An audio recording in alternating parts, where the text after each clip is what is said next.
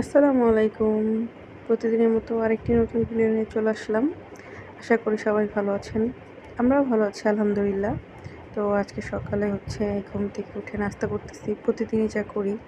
তো এরকম নাস্তা বানিয়ে নিতেছি আমি আমার জন্য রুটি আর বাবুর জন্য খাবার দুপুরের। তো আচ্ছা আজকে কি আনাস ঘুম থেকে ওঠার পর আনাসের মনটা অনেক খারাপ।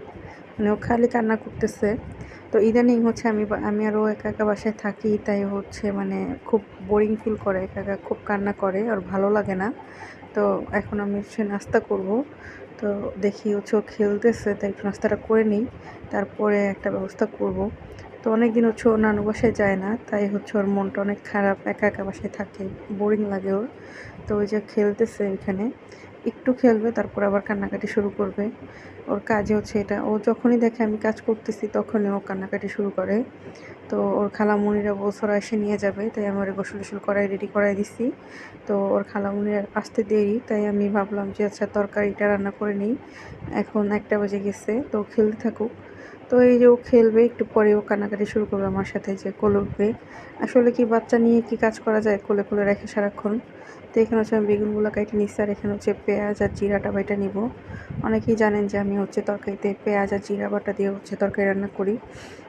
অনেকে আদা রসুন খায়, আমি খাই না, আমার কাছে কেমন গন্ধ লাগে। তো এখানে আমি মাছটার নাম জানি না। এই মাছটা আমার শাশুড়ি আনছে গ্রাম থেকে। তো অনেক রকমের মাছ দিচ্ছে উনি আমাদেরকে, আর গ্রামের টাটকা মাছ। আসলেই তরকারিটা খুবই মজা হয়েছে, বেগুনি তরকারিটা। তো এই তরকারিটা আমি রান্না করে রেখে তারপর আজকে দিয়ে আসবো নানু বাসায়। তারপরে যে বিকালে নিয়ে আসবো। আর এটা কলার মোচা। অনেকে কি বলেন আসলে জানি না, যদি কেউ চিনে থাকেন যে কলার মোচা বা কলার থোর বলে, অনেকে কলার ফুল বলে, কার গ্রামের ভাষায় কী বলে একটু কমেন্ট করবেন, দেখব। তো এই যে চা খাইলাম আমি, কারণ আনাস বাসায় নাই, আমার একা একা ভালো লাগতেছে না। আসলে আনাস যত দুষ্টামি করুক, মানে দিন শেষে না, মানে একা ও যদি বাসায় না থাকে তাহলে আমার পুরো মানে সারাটা দিন খারাপ লাগে, যে আনাস বাসায় নাই, একা বোরিং লাগতেছিল আমার। আর ও এখানে বোরিং ফিল করতেছিল। পরে আনাসটা যাই নিয়ে আসছি, ও কান্না করতেছিল, এখানে ওর ভালো লাগতেছিল না। তো এখানে আমি একটু নুডলস রান্না করব। অল্প একটু মানে মুরগির মাংস ছিল, সেটাও দিয়ে দিলাম। তারপর আমি এটা হইতে হইতে আমি আলু আর একটু গাজর কেটে নিব। তো আমি মাঝে মধ্যে এভাবেও রান্না করি, আবার অনেক রকম সবজি দিয়েও রান্না করি। মানে যখন যেভাবে ভালো লাগে খেতে তখন সেভাবে রান্না করি।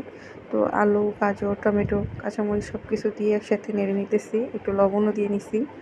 তারপর আমি এদিকে আরেক চুলায় নুডলসটা সিদ্ধ দিয়ে নেব। আর এটা একটু মোটা নুডলস সিদ্ধ দিছি। চিকন নুডলসটা কেমন মনে হয় গইলা যায়, এরকম লাগে। তো মোটা নুডলসটা একটু ভালো লাগতেছিল। তারপর আমি এখানে ডিম দিয়ে ভালো করে নেড়ে নিব।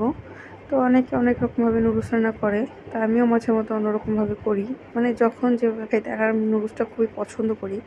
যারা আমার ভিডিও দেখে আর আমার সাথে মানে চলাফেরা করে, তারা জানে যে আমি নুডলসটা খেতে খুবই পছন্দ করি অন্য অন্য সব মানে নাস্তা থেকে। তো এখানে আমি বসে বসে নুডলস খেতেছিলাম, আর ইমোকে একটু দিচ্ছি। তো আজকের মতো এ পর্যন্তই। সবাই ভালো থাকবেন, সুস্থ থাকবেন। তো আমার ভিডিও যদি ভালো লাগে একটা করে কমেন্ট করে যাবেন। তো আজকের মতো এই পর্যন্তই। সবাই ভালো থাকবেন। আল্লাহ হাফেজ।